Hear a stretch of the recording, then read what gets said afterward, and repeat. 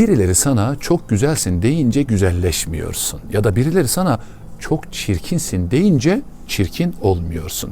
Birileri seni zeki bulunca akıllı olmuyorsun. Birileri sana aptal deyince aptal olmuyorsun.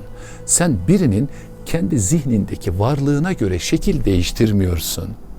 Aynada gördüğünde hep aynı kişi. Kalbinde bildiğinde, yüreğinde biriktirdiğinde. Yani değişen sen değilsin insanlar. Konunun seninle ilgisi yok. Kendi istediklerini arıyorlar. Burada en önemli nokta karşı tarafın içinde barındırdığı niyet. Bu yüzden dert etme güzel kardeşim. Kimine nimettir varlığın, kimine eziyet. Sen sana iyi gelene itibar et. İyi gelmiyor mu? Yolunu tarif et.